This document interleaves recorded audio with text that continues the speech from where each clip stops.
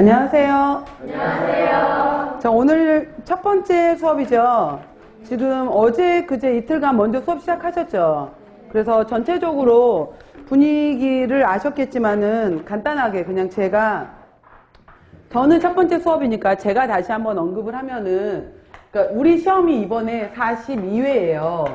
42회 시험이 되는 거고, 그러니까 작년에 2017년도가 41회, 그 다음에 그 전년도가 40회, 39회 이렇게 됐었는데 39회 같은 경우에 합격률이 58.5% 정도였었고요. 40회가 되면서 64.4%, 그 다음에 작년의 경우에가 조금 더 올라서 64.7% 이렇게 나왔더라고요. 그래서 64, 67까지 올라갔는데 이게 높은 게 아니에요. 높은 게 아니라 다른 의료 시험 의사, 간호사, 다른 쪽을 보면은 95%, 96%거든요.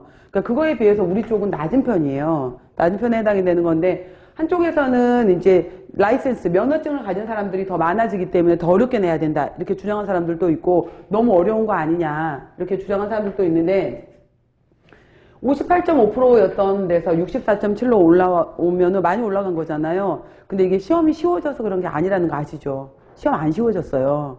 시험은 그냥 그대로 어려워요. 그리고 이제 올해가 42회가 되는 건데 여기 39회에 해당이 되던 해 같은 경우에 여기는 이제 특히 2017년도 작년 시험 같은 경우에가 그러니까 작년에 2017년도 1월에 40회도 있었고 2017년도 12월에 41회도 있었던 거죠. 2회 같이. 그래서 작년부터 이제 시험이 12월 달로 넘어왔거든요. 12월 달로 넘어왔는데 그러다 보니까 재학생들 같은 경우에는 더 힘들어진 게 12월에 첫 주차, 두 주차, 11월 말에 또 위생사 시험 있잖아요. 재학생들 같은 경우에는 11월 말에 위생사 시험 들어가서 이거 합격해놔야 되는데 또 12월 달에는 학교 자체 또 왜 점수도 중요하잖아요. 그래서 기말고사도 있는데 그 끝나자마자 작년 같은 경우에 12월 23일에 바로 또 시험이 있었던 거예요. 그래서 물론 이제 준비를 열심히 해놨으면 상관없는데 11월에 위생사에 12월에 영양사에 막 굉장히 부담스러웠기도 했던 때였거든요.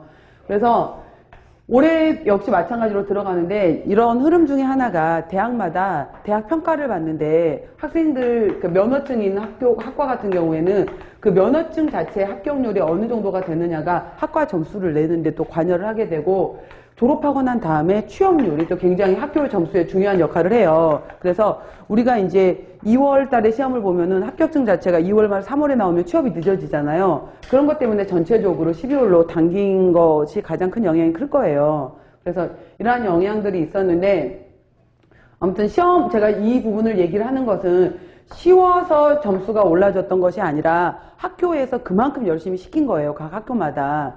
여름방학부터 특강 들어가서 사실 이제 일부 학교들 같은 경우에는 마지막 학기 같은 경우에는 커리큘럼에서 영양사 시험 위주로 다 돌려버리거든요. 그러니까 미리 준비시켜서 합격률이 높아졌던 거지 시험 자체는